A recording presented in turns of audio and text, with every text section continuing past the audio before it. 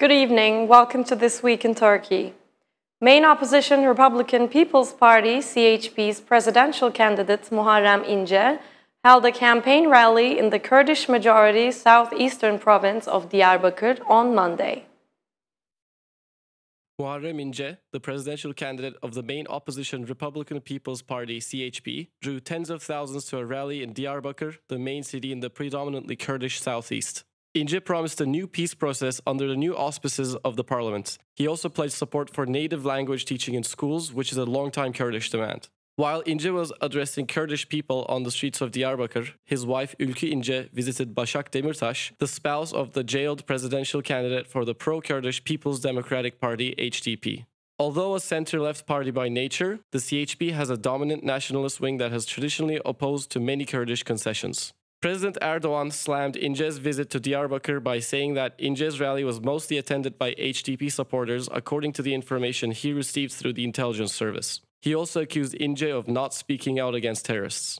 İnce replied shortly afterwards at a rally in Kayseri, claiming that there were AKP supporters in the rally as well. He added that he does not differentiate between components of Turkey and that he embraces everyone. İnce also questioned the role of the country's intelligence agency for providing Erdogan with the information. The Kurdish vote, which is about a fifth of the electorate, is usually split evenly between the HDP and Erdogan's Justice and Development Party AKP. İnce is projected to be in need of HDP voters in order to stand a chance against Erdogan in a second-round vote. According to analysts, there's growing evidence to suggest that CHP voters are strategically dividing their votes between CHP and HDP to ensure that the HDP enters the parliament by passing the 10% election threshold. According to polls, HDP is currently hovering around the electoral threshold to enter the parliament. The success of the pro-Kurdish party is seen as the key opposition efforts to oust the AKP.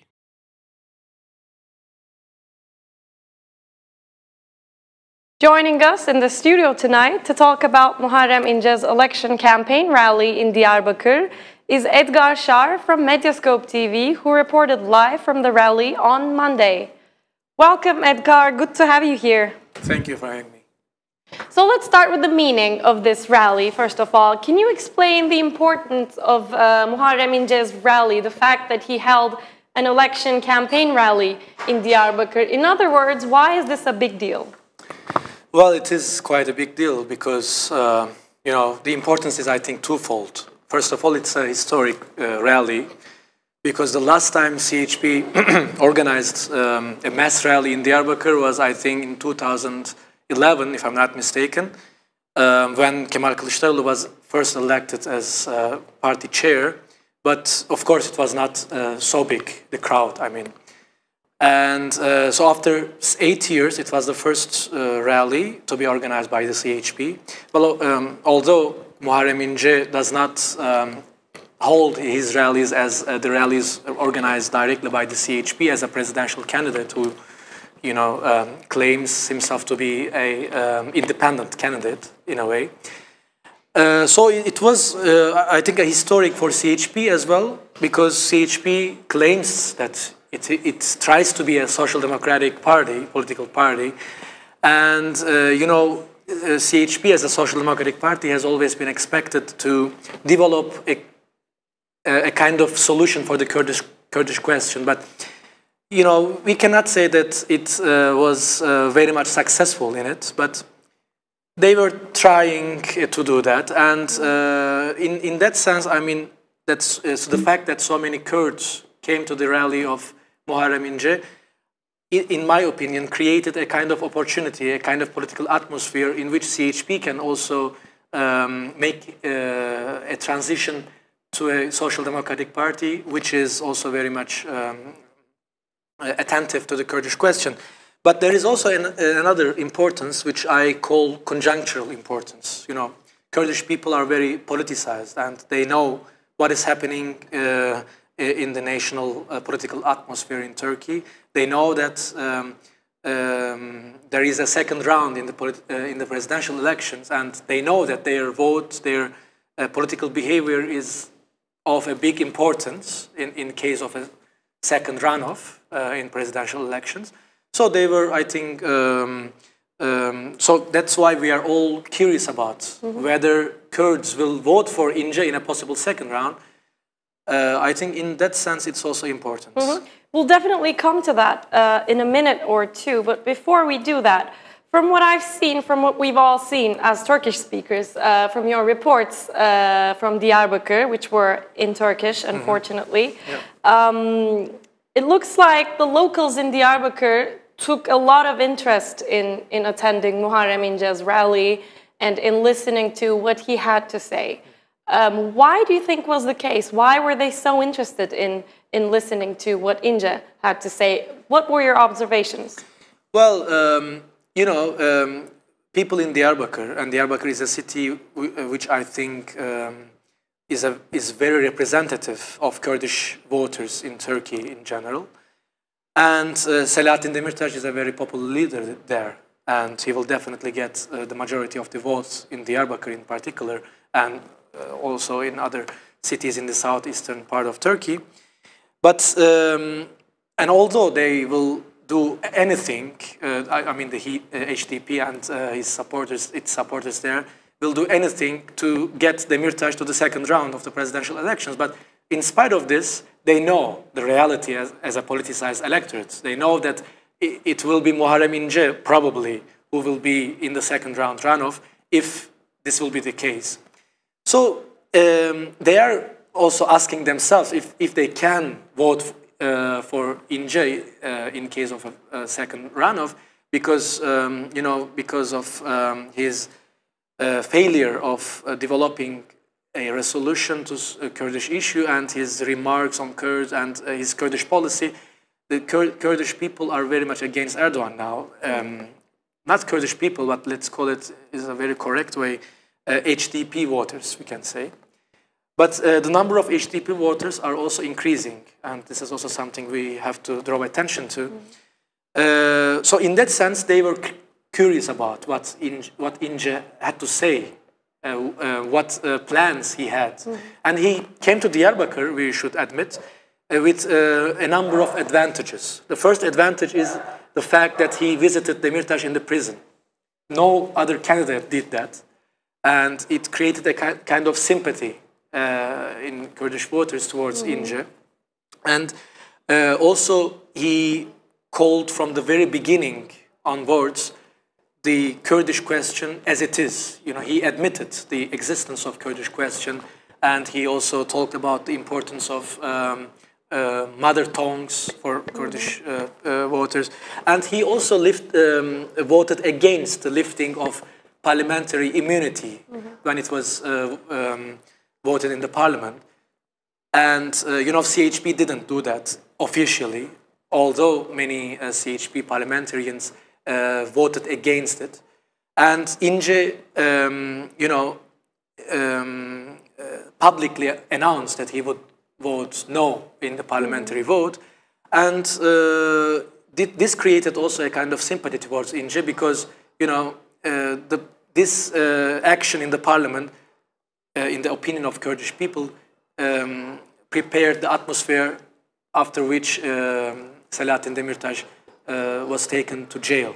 So, I mean, with these advantages, Muharrem İnce came to Diyarbakır, and I think these are the reasons why Kurdish voters in Diyarbakır have been very much interested in what İnce had to say. So let's now focus a bit on the content of what Muharrem İnce told the locals in Diyarbakır in his rally speech. You were there to listen to him live. So can you tell us some of the most important points that he drew attention to in his speech? Okay. Well, I couldn't really listen to the speech very clearly because I was busy with the crowd, and you know, it was very impressive, I must say. But still, I I read the reports. You got the gist of it. Yes, I read the reports to answer a question like that. Well, the most important point of Muharrem İnce's speech, I think, was the fact that he admitted the existence of Kurdish issue, and he said, and I quote, "Let's call it as it is, Kurdish question." And this was very much applauded by the Kurdish voters because 2 days before İnce's rally in Diyarbakır, Erdogan was there to hold a campaign rally in Diyarbakır in the same square. And he said that he had already resolved the Kurdish issue. So this is not an idea that was very much acceptable among Kurdish voters, because they still see the problem, and they see the problem as an exaggerated one. So let alone the fact that it was resolved. So the fact that a CHP figure like Muharrem İnce admitted that there is that this question is still there was very much important, and he told that, and he also talked about how he planned to develop a kind of solution to that problem. He said, we will first dignify Kurds because they need to be dignified, but there are also concerns among the Turks, so we will also deal with these concerns. So we will not make discontent any of this or that section of the society. I think this is very important from the sociological point of view, because this is related to the definition of Kurdish issue. İnce, by saying all these, defines the Kurdish issue as a sociological problem of Turkey, not a problem of Kurds only. And he knows from the experience of the previous peace process that this problem cannot be handled by back-channeling. But we should be very sincere, and we should be very clear and open about what we will do for Kurdish question. He also showed Turkish parliament as the main address for the solution. And he also talked about, he said, just like he told in other rallies, that the state, if he is elected president, the state will do anything necessary to teach 3 languages to students in the state schools. The first language is the official language, being Turkish.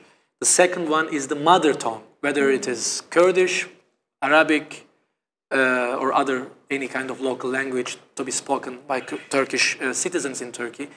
And the third one is a foreign language spoken in the world, to make Turkish citizens as citizens of the world. This has been also very much appreciated among Kurdish people, because they consider themselves as the citizens of Turkey. They want to consider themselves as the citizens of Turkey. But now they face a candidate who promises to give them that. So in that sense, it was also very much appreciated by Kurdish voters in Diyarbakır.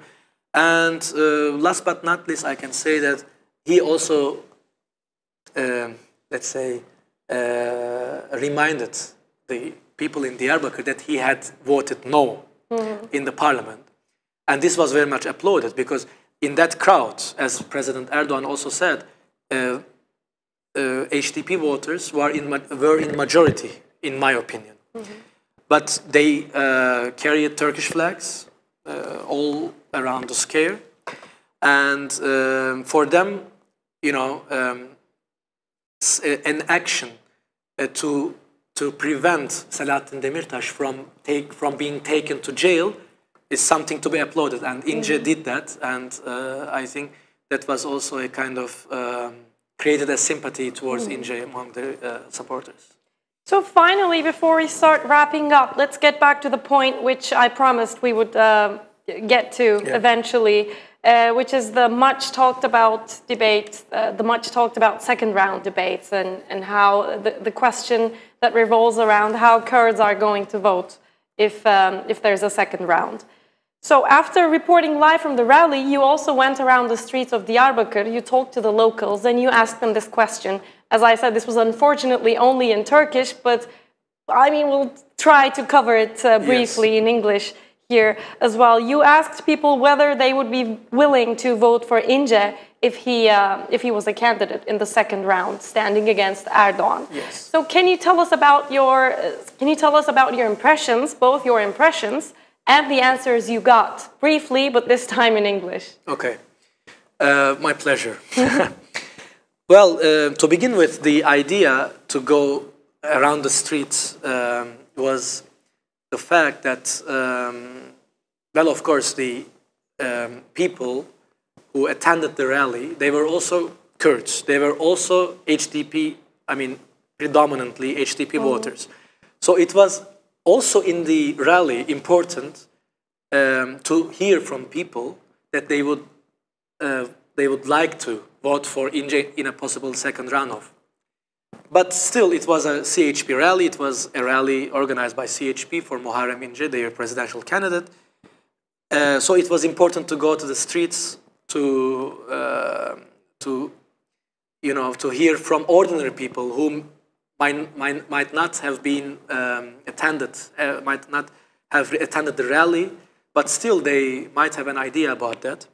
So in the streets of Diyarbakır, I realized that the people were cautious, not about the question whether they will vote for Ince or not, but about the future of Turkey, because they are still in their minds what happened after the June 2015 elections, still very live in their minds, and they no more had any prospects about a possible solution of Kurdish issues, so they were hopeless about that. But after what Ince said in the rally, and also after in his rallies in Turkey, I mean, they became a little bit hopeful, although it is a kind of cautious optimism, as we can call it. But they said they were hopeful about Ince, and if he is elected president, they were cautious because they feared that Ince would also become like Erdogan, first saying that he would solve the Kurdish issue, but then he will become a nationalist leader like Erdogan, who will be very much, aggressive against Kurdish people and, against Kurdish issue, about Kurdish issue. So they were hopeful about that, but it was still a cautious optimism. They said, I mean, majority of the people I talked with in Diyarbakır states, they said they could vote for Ince in a possible second round because, they don't have any choice. They don't want to vote for Erdogan. But when we ask about what they think about what Ince had to say in Diyarbakır, they appreciated him. I mean, they appreciated him still very cautiously because they don't know about what he will do as a president. But in a possible second round, this second round phenomenon is something that we have never witnessed in Turkish political history. So during these 15 days, 2 weeks, between the first and the second round, anything may happen. So we cannot really have the patterns to read what Turkish electorate might do in the second round. Because, so far we didn't have something like that. And Turkish electorate's voting behavior may develop a kind of surprise for us all in a possible second runoff. So for Kurdish electorate, there is no exception. They are willingful, in my opinion, to vote for Ince in a possible second round, but they want to hear more about his plans to solve the Kurdish issue, and also what their party, the HDP, People's Democratic Party, will tell them it will be also of importance, of a big importance. Whether HDP will officially support Ince is also important. But we know that many people, many HDP supporters came to the rally without HDP telling them to go to the rally. So I'm very sure about that. I asked many locals, local journalists, HDP officials, and also people. So they, as a very politicized electorate, Kurds know what to do if they want to get what they want. So I think also the polls say, the polls that were held in the region, that majority of the Kurdish people, a big majority, let's say 80% of Kurdish people will vote for Ince in a possible second runoff, and this will even increase in line with what HDP will say and in line with what Ince will promise and say to Kurdish people to vote for him. Mm-hmm. Thanks, Edgar. It was great to hear about these impressions, comments, and observations from a first-hand experience. So thank you very much for being with us in the studio tonight. We'll continue with our next news video on the election campaign rallies. Presidential election campaigns have been going at full speed this week. Here are some highlights from this week's campaign rallies for the presidential race.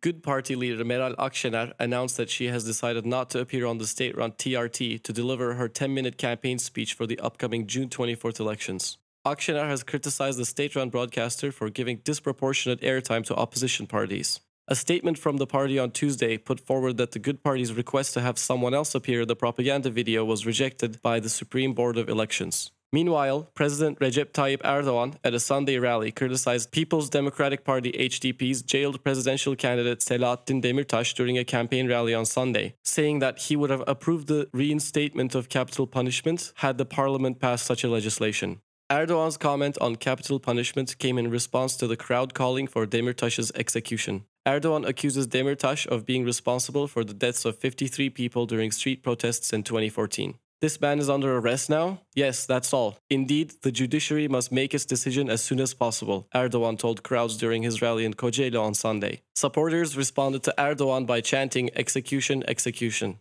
As I said before, if the parliament had voted to bring back the death penalty, I would have approved it immediately, Erdogan replied. On Tuesday, Muharrem İnce, the main opposition Republican People's Party CHP's presidential candidate, slammed President Erdogan for his comments on İnce's rally in the southeastern province of Diyarbakır. Erdogan had said that intelligence units had identified the participants at İnce's rally as supporters of the HDP. He said he had an intelligence report about the people who attended my rally. Is it the intelligence's job to monitor the opposition? İnce said in a tweet on Tuesday. Earlier in the day, Erdogan had said in another rally in the central Anatolian province of Eskişehir, according to the information I received from the intelligence, almost all participants of İnce's Diyarbakır rally were from the HDP. Erdogan did not give further details on the intelligence he had on the individuals who attended the meeting. President Recep Tayyip Erdogan responded to the Austrian government's decision to shut down 7 mosques and expel 40 imams this week. President Recep Tayyip Erdogan criticized Austrian Prime Minister Sebastian Kurz for his government's decision to shut down 7 mosques and expel 40 imams, and warned of a Crusader Crescent War. I'm afraid that the steps taken by the Austrian Prime Minister would bring the world closer to a Crusader Crescent War, said Erdogan during a fast-breaking meal organized in Istanbul. Prime Minister Binali Yıldırım also slammed Austria's decision to close the mosques. It is quite wrong. It neither suits universal legal rules, nor the EU's values, nor the migrants' law, Yıldırım said. Turkey's foreign ministry issued a statement denouncing the decision. We condemn Austrian politicians, especially Chancellor Kurz, for trying to achieve political interests from these alarming developments, rather than fighting against racism, Islam, and xenophobia and the rise of the extreme right, said the ministry. Last Friday, Austrian Prime Minister Sebastian Kurz said that the investigation on several mosques and associations had been concluded and that the activities of 7 mosques were found to be forbidden, one of them belonging to the Turkish Islamic Cultural Associations. Parallel societies, political Islam, and radicalization have no place in our country, Kurz said. The Austrian chancellor added that the imams would be deported on grounds of being foreign-funded. In 2015, when Kurz was Austria's Minister for Europe, Integration and Foreign Affairs, he backed Austria's Law on Islam, a legislation that banned the foreign funding of mosques and imams in Austria. Prominent economist Daron Acemoğlu commented on the current state of the Turkish economy in an exclusive interview for Medyascope this week. The policies during the 2001-2006 period have shown us how Turkey, both economically and politically, can move in the right direction when the necessary steps are taken. However, today there are 3 issues which aren't very easy to overcome and can be applied only through a process. Firstly, it takes time for institutions to recover after they collapse. This is relevant especially for certain institutions. For example, I don't believe that the legal institutions in Turkey can recover within a 1 or 2 year period. There needs to be a process, and we must understand this process. Secondly, parts of our investments are the investments that we make on our youth. If not correctly made, correcting these investments takes time and can be made step by step. In Turkey, we made mistakes in such investments. We need to provide our youth with the necessary education, and we need to build trust. When we look at the performance of Turkish students in international exams, we see that until 2011, their scores had gradually increased. But after 2011, the scores went down. This is terrifying. This implies that during the last 5 to 6 years, students have not entered the labor market with the necessary skills and knowledge. These students will live their lives without being adequately prepared. Recovering the education system takes time, and the results can be seen only gradually. Thirdly, I hope I'm wrong, but I think that we can't come out of the current economic situation without entering a crisis or a recession. So it's likely that for a few quarters, 6 months, or perhaps a year, the Turkish economy will experience a negative economic growth. However, the important question is, how can we keep this period short and turn it into an economic growth? This is a very important political question because there may be certain arguments which hold that the economy will collapse in the absence of a single-party government after the elections. But these arguments aren't correct because right now it's almost certain that the economic recession cannot be prevented. Now let's take a look at what's on in Turkey next week.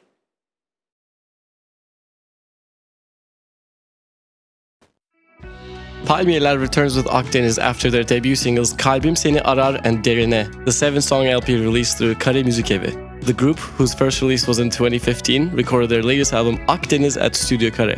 Palmiyeler will be playing their new songs on Muaf Peyote's stage tomorrow night. Cappadox Festival kicks off today and will go on until the 19th of June. Cappadox invites you to shape your own multidisciplinary experience against the otherworldly Cappadocian landscape. In its 4th year, Cappadox and its participants will set out to explore the theme Silence across a broad range of music, contemporary art, gastronomy, and outdoor programming. Istanbul's Seaside Leisure will be held until the 26th of August at the Pera Museum. The exhibition tells a nostalgic story while addressing the radical changes in the social norms of Istanbul and the Istanbulers' use of their free time. Istanbul's Seaside Leisure is a documentary and a testament to the radical transformations that have taken place in the lifestyles of the people of the Turkish Republic.